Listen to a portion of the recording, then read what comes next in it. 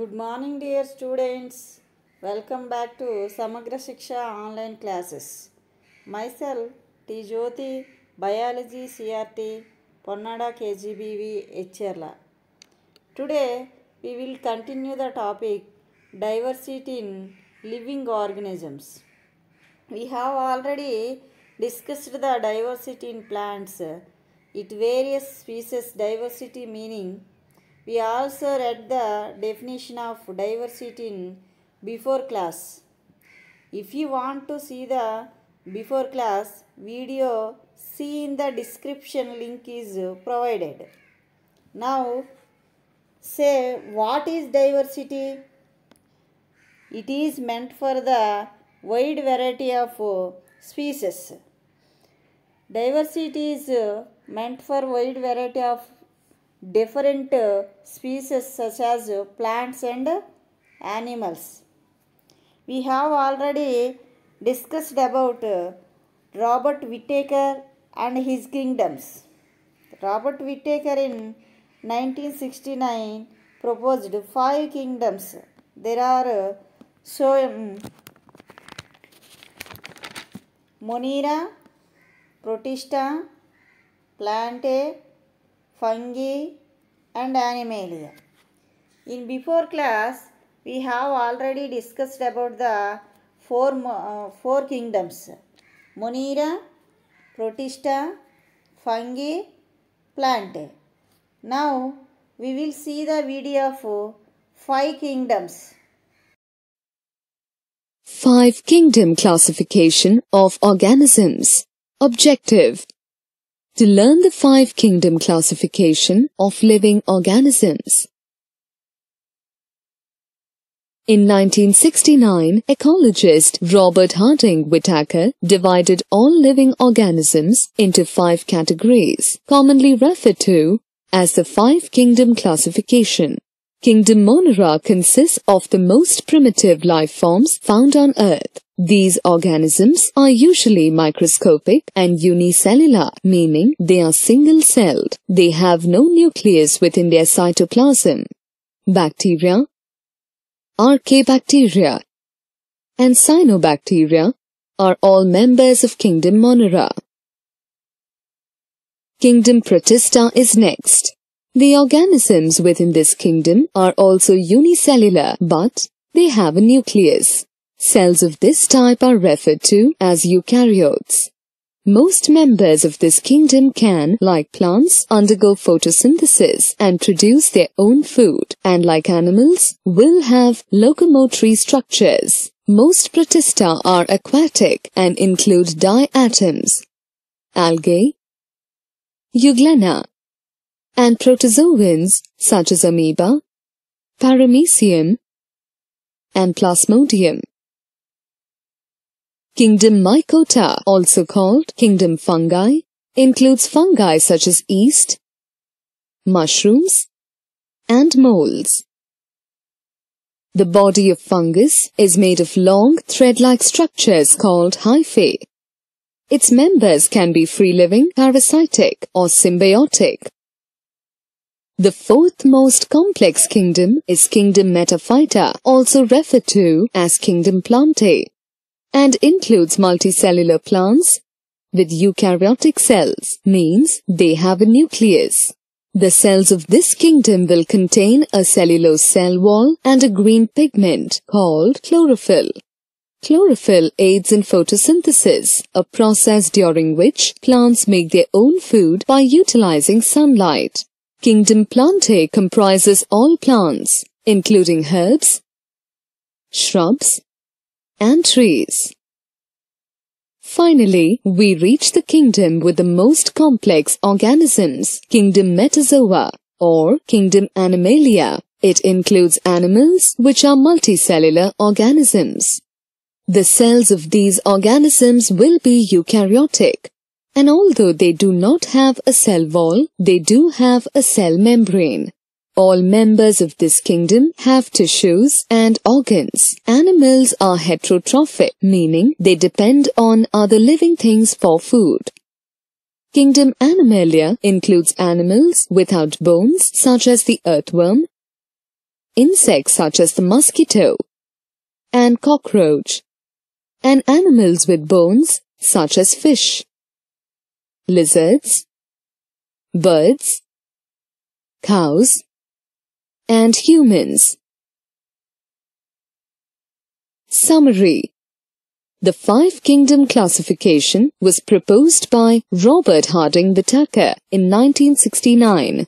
According to the Five Kingdom classification, all organisms can be divided into the categories of Monera, Protista, Mycota, Metaphyta, or Metazoa. Now we will discuss about the remaining one, Animalia. What is Animalia? Animalia is the deep discussion of different species of animals. Before going into Animalia, let's us talk about moss plants. These moss plants are not flowers, but they have that structural seeds called spores. Here we can see the definition of sporangium and its peaks.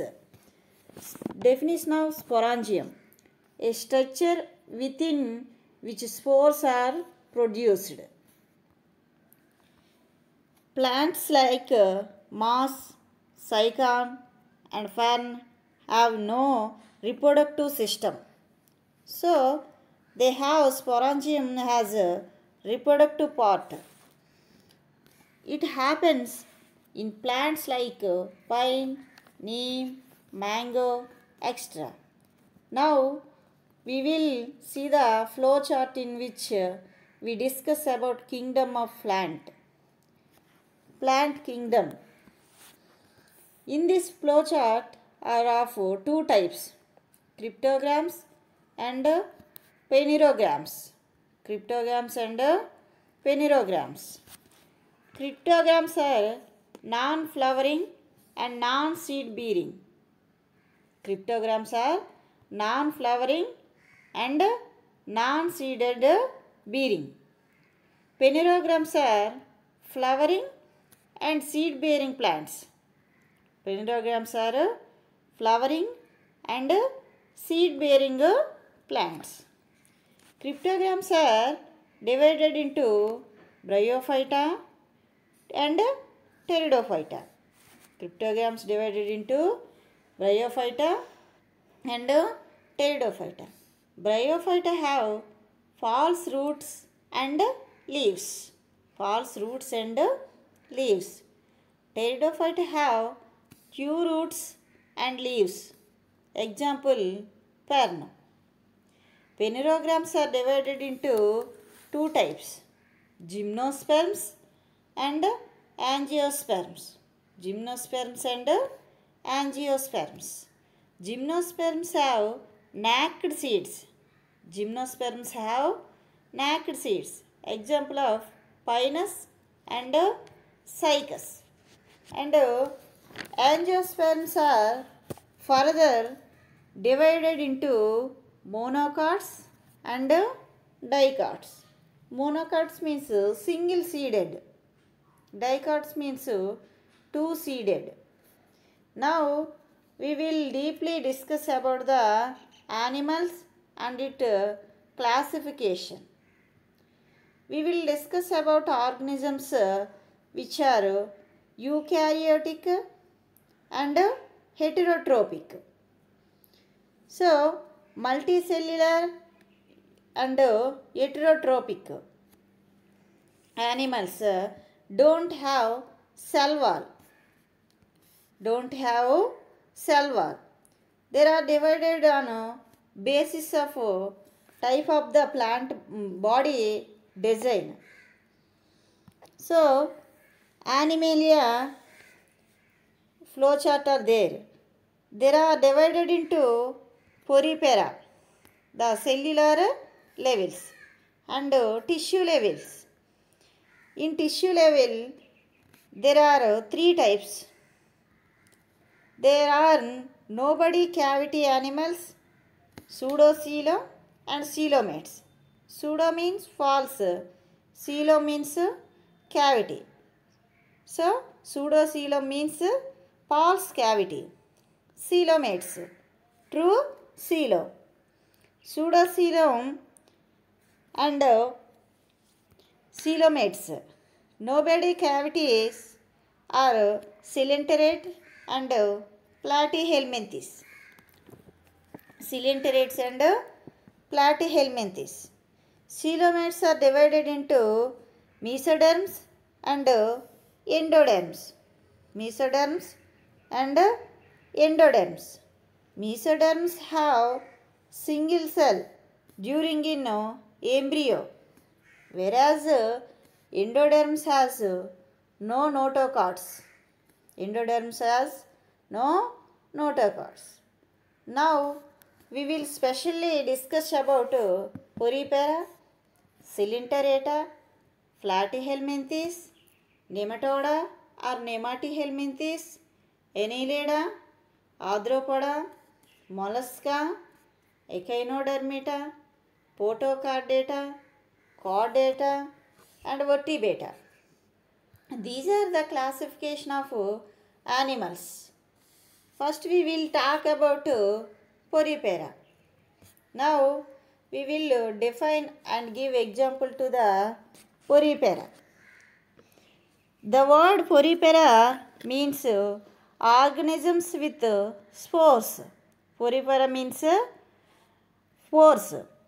These are only found in marine habitats like coral reefs. Example of Eucalyptella, Cycano, Sporangilla.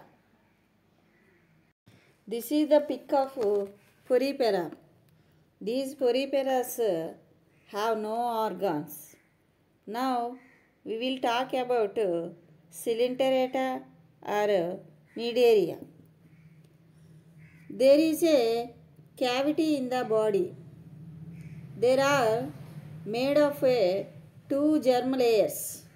There are diploblast. Diploblast means two layers. Outer layer is ectoderm. Interlayer or inner layer is endoderm. They mostly live in colonies. Colonies means group.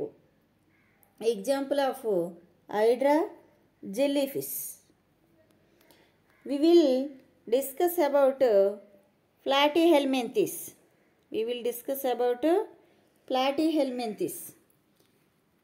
The body of these animals are bilaterally symmetrical.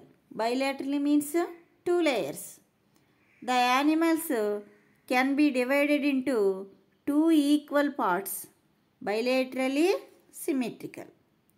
They have three germ layers. They are called triploblastic. They have outside body linings. Their body is flattened from top to bottom. So, they are called as flatworms. There are free living or parasitic. Example, Planarius tapeworms. This is the pic of Platyhelminthes.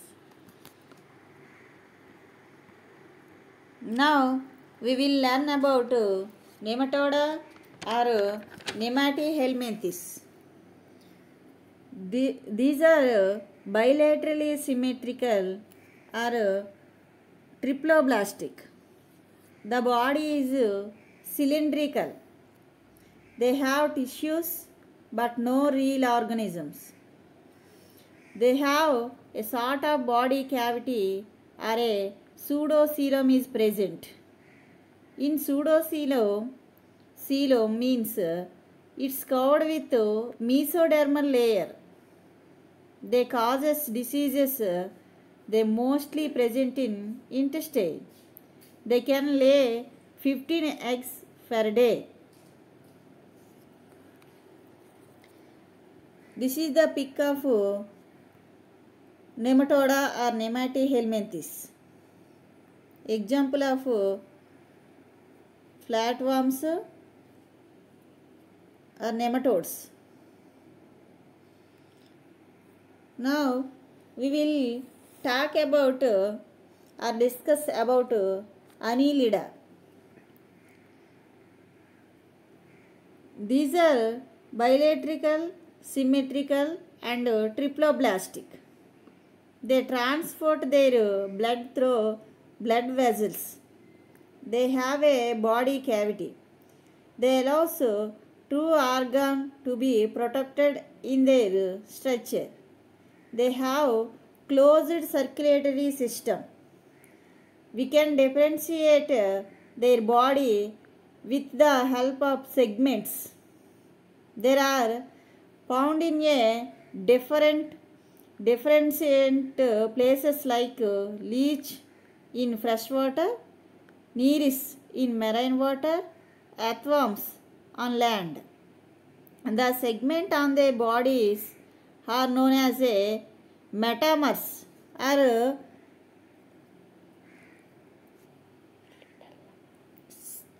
clitellum.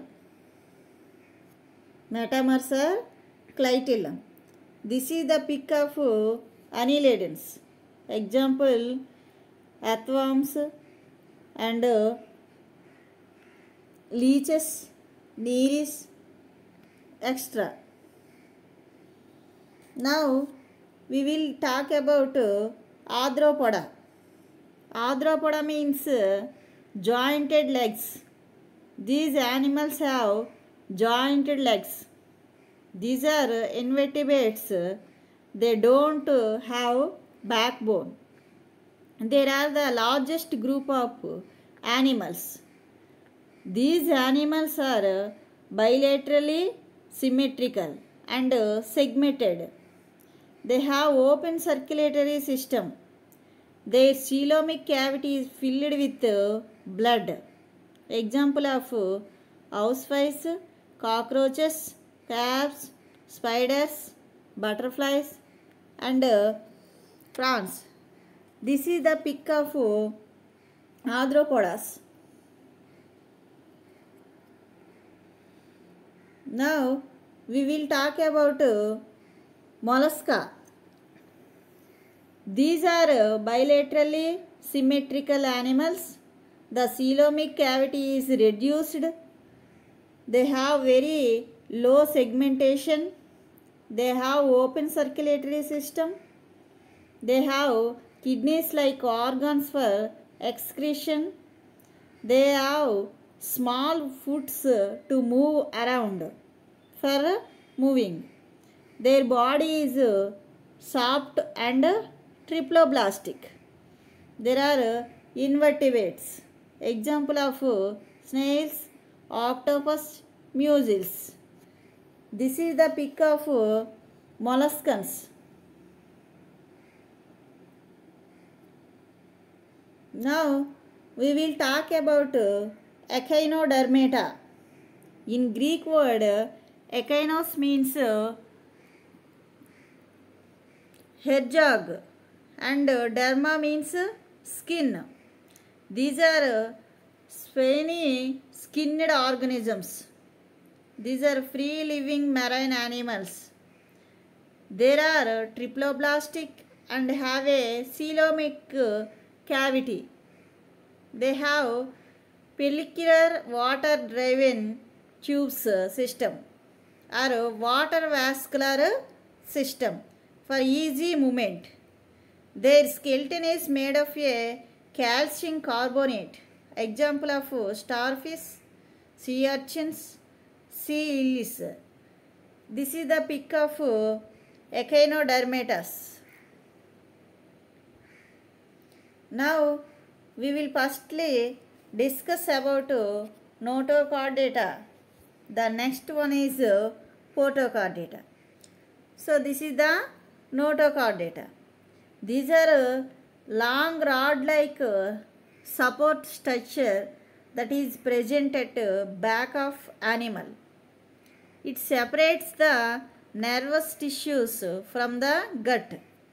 It provides a place for muscles to attach for easy movement. This is a special body design. It is not present in all stages of life, but it is present in at least one stage of life. It is made of cartilage. It helps in development of embryo. The next one is potochordata. Potochordata, these are well developed than invertebrates. These are bilaterally symmetrical, triploblastic, and have no coelom. These are notochords which we have already discussed. These animals may not have a notochord present at all stages of life. Example of Balanoglossus, Amplexus, Herdmania. This is the pic of Potochordata.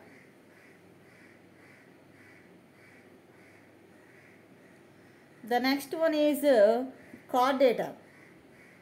Chordata are divided into three types. There are euchordata, cephalochordata, vertebrata. Euchordata, cephalochordata, vertebrata.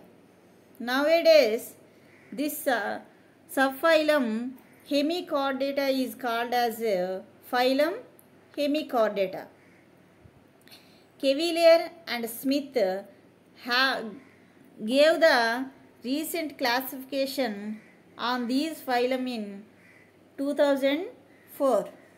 International Biological Society (IBS) has approved their classification. Examples: all vertebrates, mammals and reptiles, etc. This is the pic of chordata.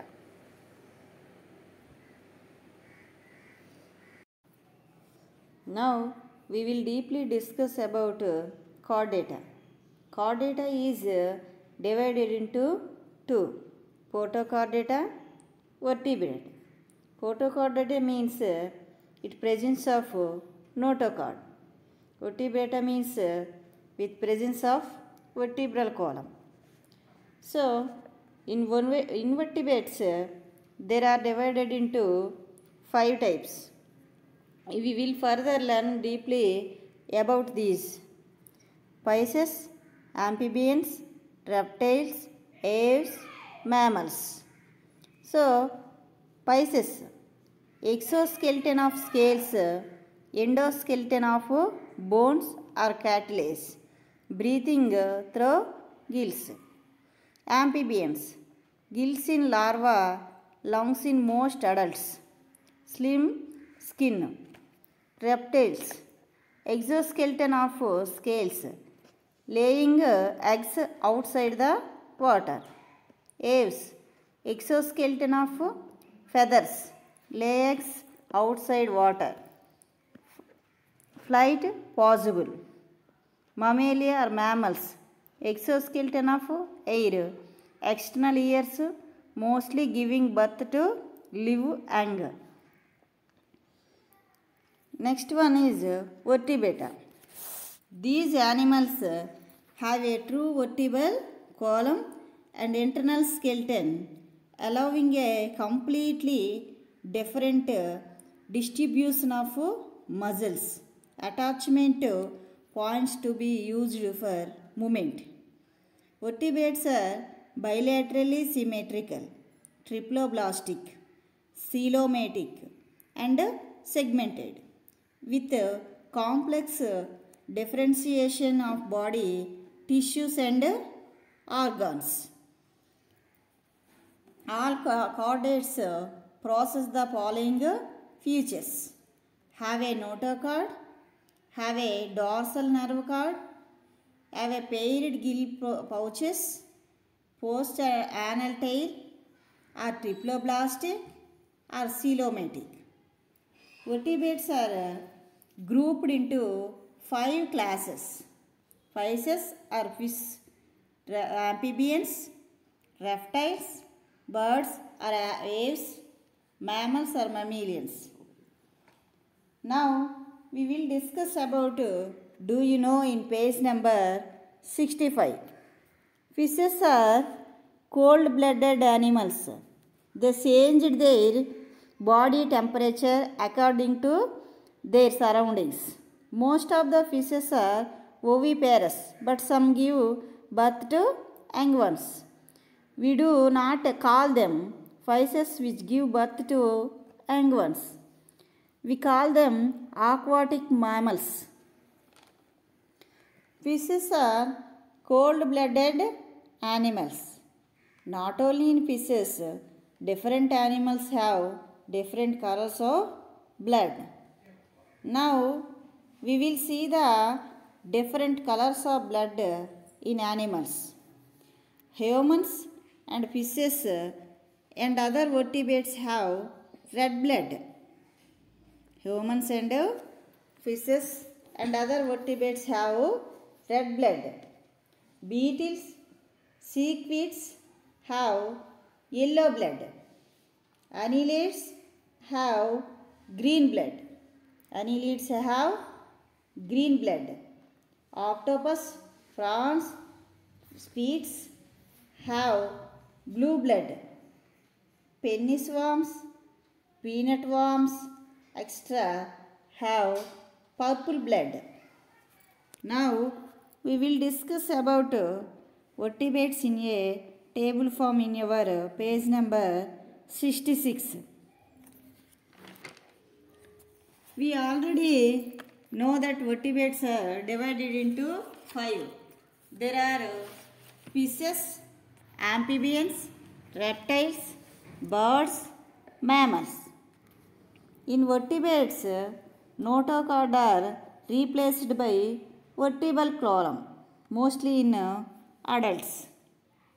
First one is fishes, which are known as pisces. So, fishes have fins and tails, breathe underwater using gills, cold-blooded animals, and heart have only 2 chambers. So, this circulatory system is a single circulatory system. Second one is amphibians. They live both on land in water. Due to much cold, they live in underground in winter, on land in summer. Young live in water, but adults live on land. Smooth, slimy skin, lay eggs. First vertebrates can live both in water and land. Heart is 3 chambers. Example of frog, salamander, etc. Third one is reptiles. They mainly swallow the food, have dry skin and scales, lay eggs, breathe air, cold-blooded animals. Most of themselves have a 3-chambered heart, but crocodiles have 4-chamber heart in crocodiles. Example, snakes, crocodiles. And fourth one is birds, also called as aves. Feathers, 2 wings, claws, legs. These are warm-blooded animals. These have 4-chambered hearts. Example, all birds. Last one, important one is mammals. They grow young ones, give birth and will take all cares for them. Mammals are of 3 types. There are land mammals, marine mammals, flying mammals. Land mammals, marine mammals and flying mammals. In land mammals, we see characters like outer ears, forelimbs. These land mammals are subgrouped marsupials, primates and rodentates. Marsupials care and feed their young in their sacks. Example of kangaroo. Next one, primates. Well developed hands, feet with fingers, toes, can judge distance. Judge distance means long distance. Very intelligent social animals from bonds with families, friends. Example, monkey, man. Next, rodentates. Guaning animals. Large incisor teeth, 2 parts. Use like scissors to crack on hard foods. Example, rat, rabbit. Next one is marine mammals. Animals which grow and live in the water. Some only have spaces covering of air. Example, whales. Last one is flying mammals. They use echolocation and natal locus. Live in roots, in trees or caves, under roots. It have sonar navigation. It can recognize enemies from far away. They don't have eyesight. They mostly spread dangerous viruses. So, the topic of vertebrates is over. Now, we will discuss nomenclature. Nomenclature means naming a species, also known as a binominal classification, introduced by Carolus van Linnaeus. Now, let's discuss this through the video.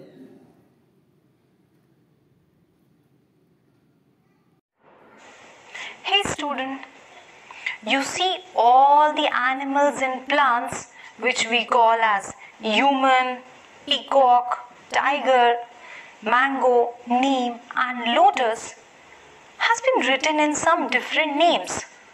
What are these different names and why do we write them so? It is so because the names that we call like human, tiger, mango, etc. these are the local names, which means that these organisms, they are not known by the same names worldwide. So, there is a need or there is a system by which these organisms have been given a specific name. And this system of naming these organisms is what we call nomenclature. So let's see what is nomenclature in detail. So we can define nomenclature as naming the correct scientific names to the organisms. So this is nomenclature. Now it majorly involves the principles which are based on the set of rules. And these set rules, they are formulated by some international bodies. These international bodies, they ensure that every particular organism, they have been given a specific name so as they are known by that name only worldwide. The scientific system that we know these days is basically given by Carolus Linnaeus. So he gave the nomenclature, the system of nomenclature which we use these days in the 18th century. Now this system, it majorly is the result of the process of classification. Now, as we know, the classification, it involves keeping an organism along with the related, or closely related organisms in a particular group. But when we name a particular species, it is not possible to include the complete hierarchy of that group. which means that we cannot use, in the name every particular kingdom, phylum, class, etc. Instead, when we name a species, it only involves two things: the genus and the species. So these two, they make up a nomenclature of an organism. And since there are two things that we are using for naming an organism, such type of nomenclature is called a binomial nomenclature, which means that every organism has a two-word name. Now, according to the binomial nomenclature, every organism has two components in its name. So, the scientific name would have these two components, wherein the first one is the genus or the generic name, and the second one is the species name or the specific name. Now, worldwide it has been accepted that these names have been taken from Latin words. For example, if we see humans, the humans, they have been given a specific binomial name, which is Homo sapiens. So in here, the first word Homo, it is the generic name, wherein the second word, which is the sapiens, it is the specific name. So humans, they are known as Homo sapiens all over the world. Now let us see some rules or conventions which are involved while naming these organisms. So the first rule says that the name of a genus, its first letter will always be a capital letter. Similarly, when you write a species name, the first letter of the species name will always be a small letter. Third, when these names are printed, they are supposed to be written in italics. But when they are written by hand, the name of the genus and the name of the species are supposed to be underlined separately. So this was about the nomenclature of the living organisms. And in this lesson, you have learned that every living organism has been given a scientific name. And this scientific name, it helps the different people of the world to identify the same organism whenever it comes as a discussion.